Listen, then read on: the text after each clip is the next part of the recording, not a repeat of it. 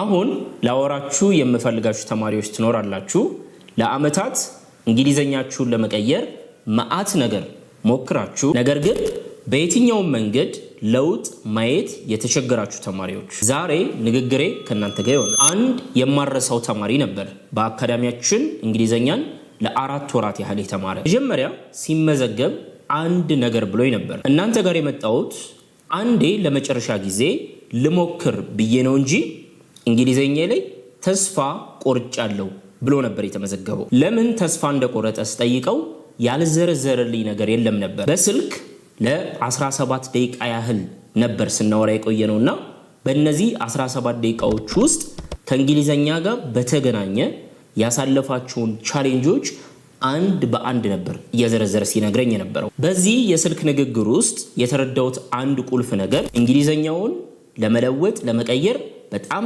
አጥብቆ እንደሚፈልግና ይሄንንም ደግሞ ለማድረግ ምንም አይነት መስዋዕትነት ለመክፈል ዝግጁ እንደነበረ። የመንግስት ትምህርት ቤት ነበር የተማረው። ከዛም አልፎ እንደነገረኝ ከሆነ ዩኒቨርሲቲ ከፍተኛ ትምህርት ገብቶ ዲግሪ ይዞ እንደወጣም ሜንሽን አድርጎልኝ ነበር። ደረጃውን በእኛ በሰዋስው አካዳሚ በመንፈትሽ ጊዜ የእንግሊዘኛ ደረጃው A1 የሚባል ደረጃ ላይ ነበር የሚገኘው እና በጣም ሲደንቀኝ የነበረው A1 ላይ ሆኖ የዩኒቨርሲቲ ቆይታውን በአካዳሚክ የነበረውን ቆይታውን እንዴት አድርጎ ሲከታተል ቆየ የሚለው ነበር ለኔ በጣም ግልጽ ያልሆነልኝ። እሱም እዚህ ላይ በደንብ ጨምሮ የነገረኝ ዲግሪ መያዜን አትይ፣ ስሜን እጽፋለሁ በእንግሊዘኛ፣ ነገር ግን ከዛ የዘለለ በእንግሊዘኛ መጻፍም ሆነ መናገር አልችልም ብሎ ነበር። ድሮም ገና ሃይ ስኩል ኤሌመንተሪ ተማሪ ያለ እንግሊዘኛ አንድ ሳብጀክት ነው የህይወቴን አቅጣጫ ይወስናል ብሎ ስላላሰበ ምንድነው ትኩረት አልሰጠውም ነበር። ነገር ግን ከዩኒቨርሲቲ ከወጣ በኋላ የስራው ዓለምን ሲቀላቀል እንግሊዘኛ ምን ያህል አስፈላጊ እንደሆነና የህይወቱን አቅጣጫ የሚወስን እንደሆነ ተረዳ። በስራ ቦታው በጽሁፍ የነበረው የስራ ቋንቋ ኦልሞስት ሙሉ በሙሉ በሚባል ደረጃ በእንግሊዘኛ ነበር። ኢሜሎች ይላኩለታል እዛው ከስራ ባልደረቦቹ ከአለቆቹ ወይም ደግሞ ከኤክስተርናል የስራ ባለድርሻዎች ይላክለታል። በእንግሊዘኛ አንብቦ በደንብ መረዳት ነበረበት። ለነዛ ኢሜሎች ምላሽ መስጠት ነበረበት። ምላሽ በሚሰጥ ጊዜ ደግሞ የስራ ቋንቋን ተከትሎ ያን ደረጃ የሚመጥን ያጻጻፍ ስልት ተጠቅሞ መጻፍ ነበረበት። በድርጅቶቹ የሚከናወኑ ሁሉም ባይሆኑም በተለይ ከኤንጂኦ የሚመጡ አካላት የሚገኙበት ስብሰባዎች በእንግሊዘኛ ነበር ረን የሚደረጉትና እዛ እንግሊዘኛ ላይ መሳተፍ ትልቅ ቻሌንጅ ሆኖበት ነበር። ከዚህም ባለፈ በድርጅቱ አመታዊ እቅድ፣ አመታዊ ፕላን፣ ወራዊም ሊሆን ይችላል የሚዘጋጁት በእንግሊዘኛ ነበረ። እነዛን ፕላኖች፣ ሪፖርቶች አንብቦ መረዳት ነበረበት። ከዛም አልፎ እሱ የሚሰራበት የስራ ክፍል ወይም ዲፓርትመንት ውስጥ አለቃው መንዝሊ ሪፖርት አዘጋጅ ሊለው ይችላል ወይም ደግሞ መንዝሊ ፕላን አዘጋጅ ሊለው ይችላል። በዛ ጊዜ እነዚህ በሙሉ ዶክመንት ሰነዶች የሚዘጋጁት በእንግሊዘኛ ነበር። በዚህ ጊዜ ነው እንግሊዘኛን ማወቅ ምርጫ ውስጥ የሚገባ ጉዳይ እንዳልሆነ የተረዳው። መጀመሪያ እንግሊዘኛን ለመማር ሲያስብ ዘመኑ የሶሻል ሚዲያ የዲጂታል ወርልድ ነው። በመሆኑም ሶሻል ሚዲያ ላይ ገብቶ መማር እንደሚችል ነበር ያመነው። ነገር ግን ወዲያውኑ ደግሞ በሶሻል ሚዲያ አጠገቡ አጋዥ ሳይኖር በራሱ ጥረት መማር የሚያስበውን ውጤት በፍጥነት እንደማያመጣለት ተረዳ። ያንን ውጤት ደግሞ በፍጥነት ማግኘት የማይችል ከሆነ ስራ ቦታ ላይ ስትራግል እያደረገ ነው። ከስራውም ሊቀነስ ይችላል። በህይወቱ ብዙ ጣጣዎችን ያስከትልበታል። በዚህም መሰረት ቋንቋ ትምህርት ቤት ተመዝግቦ ዊኬንድ ላይ ቅዳሜና እሁድ እንግሊዘኛ ቋንቋውን ክህሎቱን ለማሳደግ መማር ጀመረ። ዋነኛው ትኩረቱ ጽሁፍ ላይ ያለውን ክህሎት ለማሳደግ ነበረ። ሲመዘገብ በጣም በትልቅ ጉጉት በጣም በትልቅ ትጋት ነበር የጀመረው። ነገር ግን ወራት ቢቆጠሩም የሚፈልገውን ውጤት ማግኘት እንዳልቻለ ነግሮኝ ነበረ። ትምህርት ቤት ቀየረ። ከአንድም ሁለት ትምህርት ቤት ቀይሮ ስቲል ለመማር ሞከረ። በራሱም ቀን ከሌት ይጥራል። ነገር ግን እንግሊዘኛ ቋንቋ ላይ የማያውቃቸውን ትናንሽ አዳዲስ ነገሮችን እንዳወቀ ቢነግረኝም የፈለገውን ነገር ግን ማለትም የንግግር ክህሎቱን የጽሁፍ ክህሎቱ መድረስ የነበረበት ያለመበት ቦታ ነበርና እሱን ግን ማግኘት እንዳልቻለ ነው የነገረኝ። በዚህ ሂደት ውስጥ እያለፈ እንግሊዘኛዬ መቀየር አይችልም ብሎ ተስፋ ቆርጦበታል።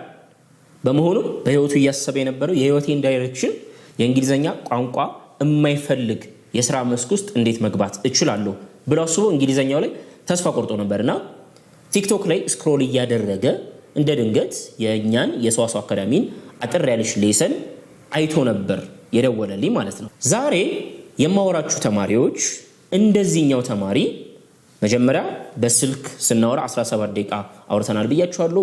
እስካሁን ያነሳውላችሁ ሐሳቦች በስልክ ንግግራችን ላይ የነበረውን የመጀመሪያ በሚመዘገብ ጊዜ የነበረውን እና እንደዚህ ተማሪ ተመሳሳይ ቻሌንጅ ውስጥ እያለፋችሁ ያላችሁ በጣም በርካታ ተማሪዎች እንደምትኖሩ አውቃለሁ። ለአመታት እንግሊዘኛችሁን ለመቀየር በጣም በርካታ ነገሮችን እየተማራችሁ በተቃራኒው ደግሞ ለውጥ ማየት ያልቻላችሁት ለምንድን ነው? አንድ ተማሪ እንግሊዘኛው ላይ ለውጥ ለማምጣት ምን አይነት መንገድስ መከተል አለበት? እንግሊዘኛን መማር ከመጀመራችሁ በፊት እንድታስቀድሙ የምፈልገው እንግሊዘኛን እንዴት መማር እንዳለባችሁ ተማሩ።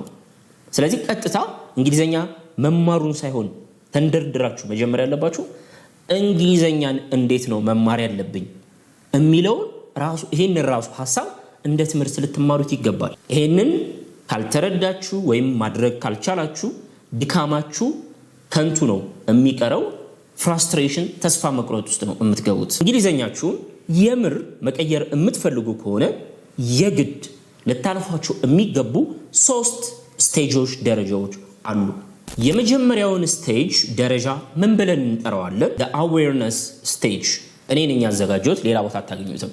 የመጀመሪያው ሁሉም ተማሪ ቀጥታ እንግሊዘኛውን መማር ከመጀመሩ በፊት the awareness stage የሚለውን ማለፍ አለበት፣ መጣበታለሁ። ሁለተኛው the learning stage የምትማሩበት ሂደት ነው። እንዴት መማር አለባችሁ መጣበታለሁ፣ the learning stage።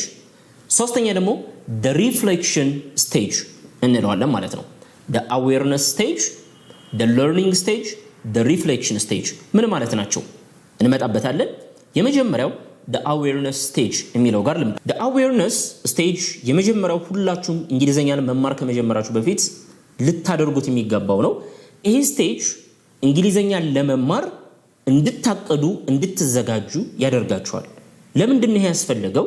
ሁሉም ተማሪ እንግሊዘኛን በተመሳሳይ መንገድ መማር የለበትም። ምክንያቱም ተማሪዎች እንግሊዘኛ ማወቅ የምትፈልጉ ተማሪዎች እዚህ ጋር 10 ተማሪዎች መታችሁ ብትደረደሩ ብትቀመጡ 10ችሁን በሚባል ደረጃ እንግሊዘኛ ላይ ማሳካት የምትፈልጉት ፍላጎት ይለያያል፣ ደረጃችሁ ይለያያል፣ የመረዳት አቅማችሁ ይለያያል። በጣም በርካታ ነገሮች አሉ አይደለም? ስለዚህ ሁሉም ተማሪ እንግሊዘኛን የሚማርበት መንገድ ተመሳሳይ ሊሆን አይችልም። ስለዚህ የራሱን እቅድ የሚያወጣበት ስቴጅ ነው። ስለዚህ እንዴት እንግሊዘኛ መማር አለብኝ ለምትሉት ስቴጅ ያዘጋጃችኋል ማለት ነው። በመጀመሪያው ስቴጅ ላይ 5 ነገሮችን እንድታደርጉ እፈልጋለሁ። አንደኛ identify strengths and weakness። መጀመሪያ የምታደርጉት ምንድነው? ጥንካሬያችሁ ምንድነው? ድክመታችሁ ምንድነው? እንግሊዘኛ ላይ ማለት ነው። እንግሊዘኛ ላይ ራሳችሁን ማየት መፈተሽ አለባችሁ። ስናገር እንግሊዘኛ ላይ 4 ክህሎቶች አሉ። የመጀመሪያው ንግግር ነው። በመናገር ጊዜ ያሉብኝ ጥንካሬዎች ያሉብኝ ክፍተቶች ምንድናቸው? ሁሉም እንግሊዘኛ የሚናገር ተመሳሳይ ደረጃ ላይ አይገኝም አይደለም? ስለዚህ የእናንተ ጥንካሬ ምንድነው? የእናንተ ድክመት ምንድነው? መለየት አለባችሁ። በተለይ ድክመታችሁ ላይ ትኩረት አድርጉ። ጽሁፍ ጋር ስንመጣ ማዳመጥ ጋር፣ ማንበብ ጋር፣ ግራመር፣ ቮካብላሪ የትኛው ላይ ጥሩ ነኝ? የትኛው ላይ ነው መስራት ያለብኝ? ድክመት የትኛው ነው? ይሄንን በደንብ አድርጋችሁ ራሳችሁን መፈተሽ ይጠበቅባችኋል። ሁለተኛ know your current English level። ሁለተኛ ላይ አሁን እንግሊዘኛችሁ የሚገኝበት ደረጃ ምንድነው የሚለው ማወቅ ይጠበቅባችኋል። እንግሊዘኛ ላይ ስንት ደረጃዎች አሉ? ተማሪዎች በእንግሊዘኛ ዕውቀታቸው ፕሮፊሸንሲያቸው ለስንት ነው የሚከፈሉት ካልን ለ6 እንከፍላቸዋለን። ለ6 A1 የመጀመሪያው ነው አይደለ? A2 ሁለተኛው፣ B1 B2 C1 C2 6 አሉ አይደለ? sometimes ኮምፕሌክስ ሆኖ ካገኘ ነው A1 እና A2ን A ውስጥ የሚገኘውን ቢግነር ብለን እንይዘዋለን። B1 እና B2 ውስጥ ያለውን ደግሞ በርግጥ ልዩነት አላቸው አንድ አድርጋችሁ እንዳትቆጥሩ B1 እና B2 ውስጥ ያሉትን ኢንተርሚዲየት C1 እና C2 ምን እንላለን አድቫንስድ አይደለ ከዛ ደግሞ ከመጀመሪያው ከቢግነር በፊት ደግሞ ለእንግሊዘኛ አዲስ የሆነ ገና ABCD መማር ያለበት ደግሞ A0 ብለን ብንጠራው ጥሩ ነው ስለዚህ ይሄ ለብቻው መውጣት አለበት A0 የመጀመሪያው ይሆናል ቢግነር ኢንተርሚዲየት አድቫንስድ አራት ሌቭሎች አሉ እናንተ የትኛው ላይ ትገኛላችሁ ይሄንን ማወቅ ግዴታ ነው ብዙ ጊዜ እንግሊዘኛችሁ እንዳይቀየር እየተቸገራችሁ ያላችሁት ይሄንን ሳታደርጉ በመጀመራችሁ ነው A1 የሆነ ተማሪ ምን ነጥሎ መማር እንዳለበት ትምህርቱን ይለያል A1 ሆኖ የB1 የB2 ትምህርት መማር የለበትም ከተማረ አይገባውም ምናልባት ለመረዳት ቢሞክርም ጊዜ ይወስድበታል እንግሊዘኛን ከባድ እንደሆነ ይረዳና ተስፋ ወደ መቁረጥ ይሄዳል ማለት ነው ደረጃችሁን ማወቅ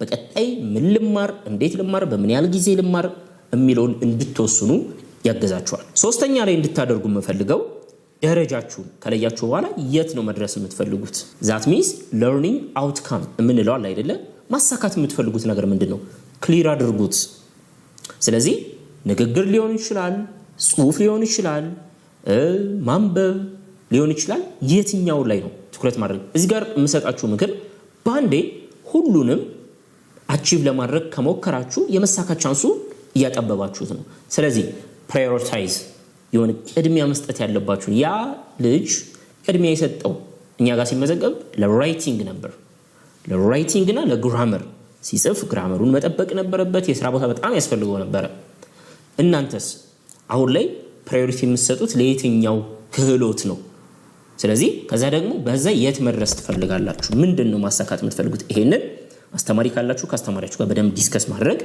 የተሻለ ይሆናል አስተማሪ በሚታወቅ ደረጃ አካዳሚክ ወይም ካሪኩለም በሚቀረጽበት ደረጃ ለርኒንግ አውትካም ያወጣላችሁና በዛ መሰረት ትምህርታችሁን ትማራላችሁ በመሆኑ አራተኛ ላይ እማነሳላችሁ ቀደም ያልኩት ነው የምደግመው መድረስ የምትፈልጉበትን ቦታ ናሮ አድርጉት አጥብቡት ወይም ደግሞ ፕራዮሪታይዝ አድርጉ መቅደም ያለበትን አስቀድሙ ከዛስ the awareness stage ላይ የመጨረሻው አምስተኛ የምታደርጉት ነገር ምንድነው እየጨረስን ነው አይደለ carefully select the right course አሁን ያለፍናቸው ስቴጆች አሉን አይደለ አንደኛ ላይ ጥንካሬያችሁን ድክመታችሁን ለይታችኋል ሁለተኛ ላይ ደግሞ ደረጃችሁን ለይታችኋል ሶስተኛ ላይ ደግሞ መድረስ የምትፈልጉበትን ቦታ አስቀምጣችኋል አራተኛ ላይ ደግሞ አጥበባችኋል ፍላጎታችሁን መድረስ የምትፈልጉበት ቦታ ይችነሽ ብላችሁ አጥባችኋል አምስተኛ ላይ ያላችሁበትን ሁኔታ ያላችሁበትን ችግር የሚፈታውን መድኃኒት ነው የምትወስዱት which means carefully select the right course for you ለእናንተ የሚሆነው ትክክለኛ ኮርስ መለየት እነዚህን አስተማሪ አግዞ ቢሰራላችሁ በጣም የተሻለ ነው የሚሆነው እናንተ ፐርፌክትሊ ላትሄዱበት ስለምትችሉ ማለት ነው ስለዚህ ፍላጎታችሁ ስፒኪንግ ከሆነ ነገር ግን ደረጃችሁ ገና A0 A1 ከሆነ እንደኛ እንደ ሳውስ አካዳሚ ጀነራል እንግሊሽ የሚባለውን ኮርስ ሪኮመንድ እናደርጋለን በዚህ ደረጃ ላይ የሚገኝ ተማሪ መሰረት ይዞ ማለፍ ስለሚጠበቅበት በሁሉም በስፒኪንግም በራይቲንግም በሪዲንግም በሊስኒንግም በግራመር በቮካቡላሪ የሆነ ቤዝ ይዞ መነሳት አለበት ነገር ግን ሁሉም ላይ ፐርፌክት አንሆንም በዚህ ደረጃ ግን መሰረት ያስይዘን ከዛ ደግሞ ደረጃችሁ B1 B2 ቢሆን that means መካከለኛ ላይ ከሆናችሁ ፍላጎታችሁ ስፖከን ከሆነ ስፖከን ላይ ብቻ ትኩረት ይደረጋል ስፖከን ስንልስ ምን ማለት ነው ኤቭሪዴይ ኮንቨርሴሽን ነው ፕሮናንሲዬሽናችሁን ማስተካከል ነው ምንድነው የሚለው በደንብ ማወቅ ያስፈልጋል ይሄንን የሚመልስላችሁ ኮርስ መለየት በጣም በርካታ ኮርሶች ስላሉ ማለት ነው ጀነራል እንግሊሽ ስፖከን እንግሊሽ አካዳሚክ እንግሊሽ ሪትን እንግሊሽ እነዚህ እንኳን በእኛ የሚሰጡ ናቸው ቢዝነስ እንግሊሽ ለእናንተን ፍላጎት የሚፈታላችሁ የትኛው ኮርስ ነው የሚለው ማወቅ ያስፈልጋል so the awareness stage awareness ማለት ነው ማወቅ መንቃት ማለት ነው አይደለ በመሆኑ ስለራሳችሁ አውቃችኋል ድክመታችሁን ጥንካሬያችሁን ደረጃችሁን የት መድረስ እንደምትፈልጉ you see ይሄንን ስቴጅ በአግባቡ ማኔጅ ካደረጋችሁት በቀጣይ የሚኖራችሁ የመማር ሂደት ስኬታማ ይሆናል ይሄንን ስቴጅ አልፋችሁ ትምህርት የምትጀምሩ ከሆነ ወይም ደግሞ በአግባቡ ማኔጅ ካላደረጋችሁት ትምህርታችሁ ኬኦስ ነው የሚፈጠረው በቃ ውዥንብር ነው የሚፈጠርባችሁ አሁን አብዛኞቻችሁ ላይ እየተፈጠረ ያለው ነገር ማለት ነው። ወደ ሁለተኛው እንሂድ። the awareness stage ራሳችንን በደንብ አውቀናል፣ awarenessአችንን ከፍ አድርገናል አይደለ? ሁለተኛው the learning stage ዋናው actual ትምህርቱን የምትማሩበት ስቴጅ ማለት ነው፣ ዋናው ማለት ነው። እዚህ ቦታ ላይ ጋይዳንስ ቢኖራችሁ ይመከራል። በራሳችሁ ተምራችሁ ከስኬት መብቃት ትችላላችሁ። ነገር ግን ጋይዳንስ ሰፖርት ቢኖራችሁ ከአስተማሪ ከቋንቋ ትምህርት ቤት ቢኖራችሁ በደንብ ለመለወጥ የምትሄዱበትን ርቀት ያጠብላችኋል። ይሄንን ስቴጅ ስኬታማ ለማድረግ የመጀመሪያው ጋይዳንስ ብያለው። ፕሮፐር ጋይዳንስ ዛት ሚንስ አስተማሪ ወይም ቋንቋ ትምህርት አጠገባችሁ መንገዱን ይዞ ሊያስጉዛችሁ የሚችል ማለት ነው። ሁለተኛው ደግሞ ስኪልድ ኢንስትራክሽን የሚያግዛችሁ ሰው ምን አይነት ነው? ቋንቋ ራሱን የቻለ ትሬኒንግ ይፈልጋል። ማንም ሰው ተነስቶ ዶክተር እንደማይሆነው፣ ማንም ሰው ተነስቶ ኢንጂነር እንደማይሆነው ቋንቋም የምናልፍበት የራሱ የሆነ ትሬኒንግ ወይም ደግሞ ትምህርቶች አሉት አይደለም? አጠገባችሁ ያለው ሰው ምን አይነት ስኪልድ ኢንስትራክሽን ያስፈልገዋል። ከዛስ የምትማሩት ትምህርት ስትራክቸርድ መሆን አለበት። ከየት ተነስቶ የት እንደሚያበቃ ሊታወቅ ይገባል። እዚህ ደረጃ ላይ እናንተ መማር ያለባችሁን ኮርስ ለይታችኋል ብለን ነው የምናምነው። ሁለት ወሳኝ ጥያቄዎች መመለስ አለባቸው እዚህ ጋር። የመጀመሪያው ምን መማር እንዳለባችሁ፣ ሁለተኛው ደግሞ እንዴት መማር እንዳለባችሁ። የመጀመሪያው what to learn፣ ሁለተኛው ደግሞ how to learn። ሁለቱ ቁልፍ ነገሮች በምትማሩ ጊዜ መመለስ ያለባቸው ነገሮች ናቸው። ብድግ ብላችሁ simple present tense፣ ብድግ ብላችሁ conditional sentence፣ ብድግ ብላችሁ idiomatic expression አትማሩም። what to learn ምንድነው መማር ያለባችሁ? አሁን በጣም እዚህ ጋር ትኩረት እንድትሰጡ የሚፈልገው ብዙዎቻችሁ እንግሊዘኛ ላይ ስትራግል እያደረጋችሁ ያላችሁት ለእናንተ የሚሆን ዩቲዩብ ላይ የሚለቀቅ ትምህርት በሙሉ ለሁሉም ተማሪ ይሆናል ማለት አይደለም። እንዴት መለየት ትችላላችሁ? ዋናው ነገር ነው what to learn። የትኛው ኮንቴንት ነው የሚያስፈልጋችሁ? መጀመሪያ ላይ ደረጃችሁን፣ ድክመታችሁን፣ ጥንካሬያችሁን የለየ ነው። እዚህ ጋር የትኛውን ትምህርት ለይታችሁ መማር እንዳለባችሁ ለማወቅ በመሆኑም እንግሊዘኛችሁ እንዳይቀየር ስትራግል የምታደርጉት የመጀመሪያው ራንደም የሆነ የእንግሊዘኛ ዝብርቅርቅ ያለ እንግሊዘኛ ትምህርት ነው የምትማሩት። ይሄን ያዙልኝ። ሁለተኛ ደግሞ የእናንተን ደረጃ የማይመጥን ትምህርት ትማራላችሁ። ወይ በጣም የሚቀላችሁ ነው የምትማሩት፣ ወይ እናንተን የማይመለከት በጣም ከባድ ገና ያልደረሳችሁበትን ነው የምትማሩት። ከዛ ደግሞ ጎል ማስቀመጥ ይኖርብናል ብለናል። እንግሊዘኛ ላይ ምንድነው ማሳካት የምፈልገው? ለትምህርት ቤት ነው የምፈልገው? ለአካዳሚክ ነው? ለስራ ቦታ ነው የምፈልገው? ለምንድን ነው? እሱን ማሳካት የማትችሉበት ከሱ ጋር ምንም አላይመንት የሌለው ትምህርት ትማራላችሁ። በመሆኑም የምትማሩትን ነገር ስትለዩ የመጀመሪያው ስኪሎቹን ትመርጣላችሁ። ስፒኪንግ ሊሆን ይችላል፣ ሊስኒንግ፣ ራይቲንግ። እናንተ የምትፈልጉት ላይ ትኩረት ታደርጋላችሁ። the right order ቅደም ተከተሉን ራሱ በደንብ ማወቅ ይቻላል። ቀጥሎ ደግሞ the right depth የትኛውም ቶፒክ ደግሞ ዴፕዝ አለው። ሲምፕል ፕሬዘንት ለቢግነሮችም ለኢንተርሚዲየትም ለአድቫንስድም ይሰጣል። ሲምፕል ፕሬዘንትን በምን ያህል ጥልቀት መማር አለባችሁ መታወቅ አለበት ማለት ነው። መጀመሪያ ላይ ኮርስ መርጠን ነበር አይደለ? ኮርስ ከመረጥን በተለይ በቋንቋ ትምህርት ቤት በስኪልድ በሆነ አስተማሪ ታግዛችሁ ከሆነ እዛ ኮርስ ውስጥ ለእናንተ የሚሆኑ ትምህርቶች በቅደም ተከተል የተቀመጡ ስለሚኖሩ በደንብ ሳትቸገሩ እንድትማሩ ያደርጋል። ሁለተኛው እንዲመለስ የሚፈለገው እዚህ ላይ how to learn። አሁን ሌላኛው እንግሊዘኛ ላይ ለውጥ እንዳይመጣ ተማሪዎችም ለብቻቸውም ሲማሩ አስተማሪዎችም ተማሪዎቻቸውን ሲያስተምሩ በቋንቋ ትምህርት ቤት በኩል የሚሰጡ ትምህርቶች ፌል የሚያደርጉት እዚህ ጋር ነው። እንግሊዘኛ እንዴት ነው መማር ያለብን? ሜቶዶሎጂ ዘዴው ምንድነው መሆን ያለበት? እንግዲህ ከድሮ ጀምሮ የመጣንበት የተለያዩ ዘዴዎች አሉ። ከ5 በላይ ዓለም ላይ የሚታወቁ ቋንቋን የምንማርባቸው ዘዴዎች አሉና የትኛው ዘዴ ነው ለእናንተ የሚሆነው? ሁሉም ተማሪ በተመሳሳይ ሜቶዶሎጂ መማር የለበትም። አንድ ቢጊነር ተማሪ የሚማርበት መንገድና ኢንተርሚዲየት አድቫንስድ መማር ያለባቸው መንገዶች ይለያያሉ። በመሆኑም ስህተት የሆነ ለእናንተ የማይሆን ሜቶዶሎጂ ስትመርጡ የምትሄዱበትን ሂደት በጣም ያዘገይባችኋል፣ ግራ መጋባት ይጨምራል፣ ኮንፊደንሳችሁን በራስ መተማመናችሁን ያጠፋባችኋል። በተቃራኒው ደግሞ ትክክለኛ ሜቶዶሎጂ ስትመርጡ ለውጥ የምታመጡበትን ሂደት ያፋጥንላችኋል፣ ግራ መጋባት ይጠፋል። በደንብ ግልጽ ነው የሚሆንላችሁ እያንዳንዱ ነገር ከየት ተነስታችሁ ወዴት እንደሚሄዱ። ከዛ በላይ ደግሞ ቋንቋ ላይ የሚያስፈልገውን በራስ መተማመን ኮንፊደንስ ቢልድ እንድታደርጉ ያደርጋል። ይሄ ስቴጅ ሁለተኛው በጣም አስጠንቅቄ ማለፍ የምፈልገው ፕሮፌሽናል የሆነ ቲቺንግ ኤክስፒሪየንስ ያለው ሰው አጠገባችሁ ቢኖር በጣም በጣም ጥሩ ነው ብዬ ነው እማምነው።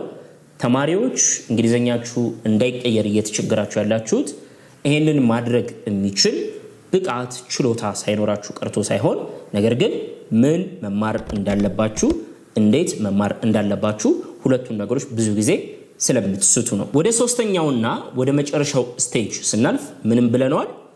the reflection stage ሪፍሌክት ራሳችሁን ማየት ደግሞ አለባችሁ። መጀመሪያ ላይ ራሳችሁን ፈተሻችሁ ራሳችሁን አወቃችሁ።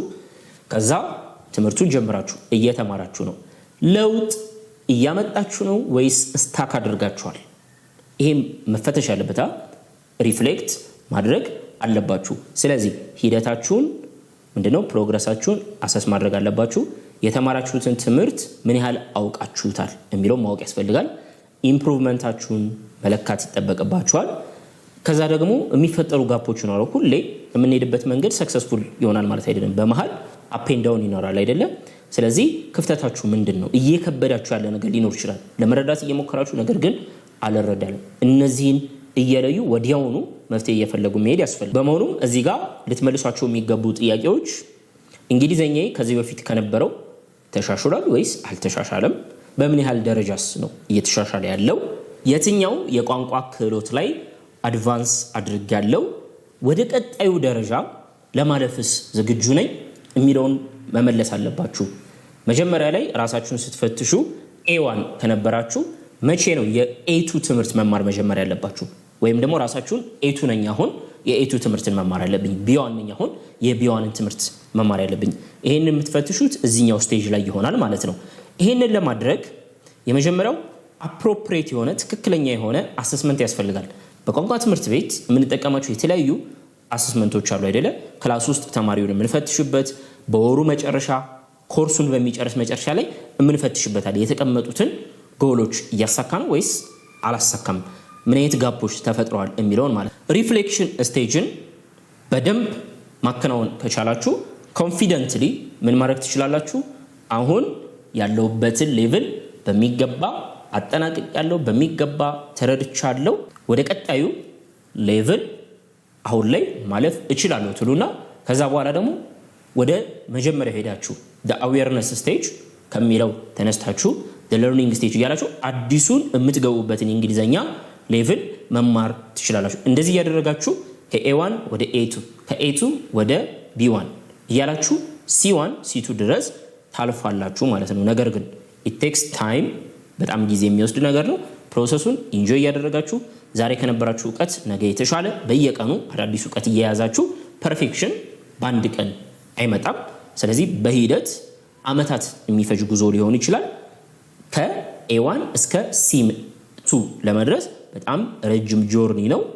ስለዚህ እናንተ ኢንጆይ እያደረጋችሁ መሄድ ይጠበቅባችኋል። በመሆኑም እናንተ ቋንቋ ትምህርት ቤት ገባችሁ ወይም ደግሞ በራሳችሁ መንገድ ተማራችሁ፣ አሁን ያልኳችሁን ቁልፍ 3 ስቴጆች ግን በስርዓት የማትከተሉ ከሆነ ትርፉ ድካም እንጂ ውጤት የማየት ቻንሳችሁ ጠባብ ነው የሚሆነው። በመጨረሻ የኔ መልእክት ለእናንተ ምንድነው? በሰዋሰው አካዳሚ ይሄንን የተማሪዎችን ችግር እንግዲህ መጀመሪያ ላይ ያነሳውላችሁ ተማሪ ነበር እኛ ጋር የተመዘገበ። እንደዛው ደግሞ በዛ መንገድ የምታርፉ ደግሞ በርካታ ተማሪዎች አላችሁ። የእናንተን ችግር ሰዋሰው አካዳሚ በደንብ ነው የሚገነዘበው። በሰዋሰው አካዳሚ የያዝነው ማሳካት የምንፈልገው ትልቅ ራዕይ ወይም ቪዥን አለ። በአካዳሚያችን አካዳሚክ ኤክሰለንስ ማምጣት ግብ ይዘን እየሰራን ነው። ምን ማለት ነው? የትምህርት ጥራትን በእንግሊዘኛ ቋንቋ ሴክተር ላይ ማረጋገጥ እንፈልጋለን። ይሄንንም ደግሞ ለማድረግ የተለያዩ ሲስተሞችን ቢልድ እያደረግን ነው። የመጀመሪያው የሰዋሰው አካዳሚ ኮር ፊሎሶፊ ምን ማለት ነው? ስለ ቋንቋ ያለን ፍልስፍና ምን ይመስላል የሚለውን ዲፋይን አድርገናል። ይሄንንም እንዴት ነው ያደረግነው? በተለያዩ አመታት እንግዲህ እንግሊዘኛም ሆነ ሌሎች ቋንቋዎች በትምህርት መልክ መሰጠት ከጀመሩ በጣም በርካታ 100 ዓመታትን አስቆጥሯል።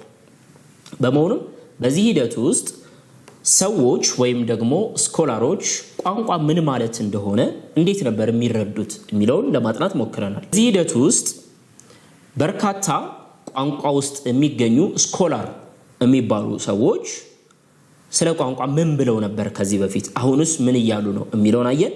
በሀገራችን ያለው የትምህርት ፍሬምወርክ በትምህርት ሚኒስቴር ስር ሴት የተደረገው ስለ ቋንቋ ምን ይላል፣ ከዛም ማስከተል ደግሞ እኛም ከራሳችን ልምድ ቋንቋን ምን ብለን ነበር የምንረዳው፣ ቋንቋ ማለት ምንድን ነው የሚለውን ለመረዳት ወይም ደግሞ በአካዳሚ ደረጃ ሰዋስው አካዳሚ እንግሊሽ ላንጉጅን የሚረዳው እንደዚህ ነው፣ ትምህርቱ መሰጠት ያለበት እንደዚህ ነው ብሎ ለማስቀመጥ አስችሎናል። ለምሳሌ ቋንቋን የሆኑ ሰዎች ምን ብለው ይረዱታል?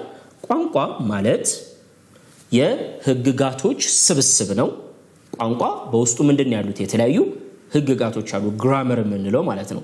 በመሆኑም ሰዎች እነዚህን ህጎች ካወቁ በኋላ በእነዚህ ህግ ላይ ተመስርተው መግባባት ይችላሉ። ምን ማለት ነው? ሳብጀክት፣ ቨርብ፣ ኦብጀክት የሚባሉ ነገሮችን ይይዙና ከተለማመዱ በኋላ ከዛ ወዴት ይሄዳሉ? እነዛን ተጠቅመው ከሰዎች ጋር ማውራት ይጀምራሉ ብለው የሚያምኑ አሉ። በዚህኛው ሳይድ ደግሞ ቋንቋ ምንድነው? የመግባቢያ መሳሪያ ነው። ህግ ነው ብለን ማውራት የለብንም። ቋንቋን ማየት የሚጠበቅብን እንደምንድነው? እንደ መግባቢያ መሳሪያ ነው። በመሆኑም መጀመሪያ ላይ ህግ ላይ ትኩረት ከማድረጋችን በፊት ቋንቋ መግባቢያ ስለሆነ ሰዎች ገና ከመጀመሪያው ቀን ለመግባቢያ እየተጠቀሙበት ነው ሊማሩት የሚገባው የሚል ሁለት በጣም የተለያዩ ሐሳቦች ይነሳሉ።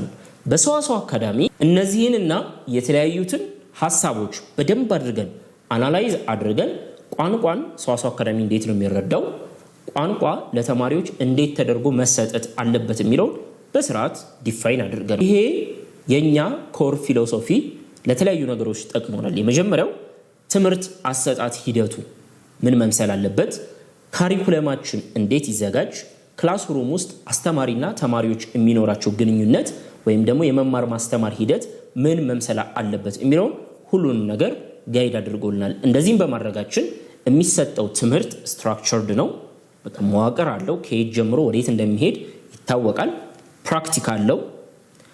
ተምራችሁት ወስዳችሁ ለህይወታችሁ የምትተገብሩት ትምህርት እንዲሆን አድርገን ሌላኛው በአካዳሚያችን ማድረግ የቻለው የተሟላ የተማሪዎች ድጋፍ መስጠት ነው። የተማሪዎች ስኬታማ የእንግሊዘኛ ቋንቋ ጉዞ ተማሪዎችን ከማገዝ በጣም እንደሚገኝ ስለምናምን የመጀመሪያ ቀን ተማሪዎች ወደኛ ሲመጡ ከማዳመጥ ነው የምንጀምረው።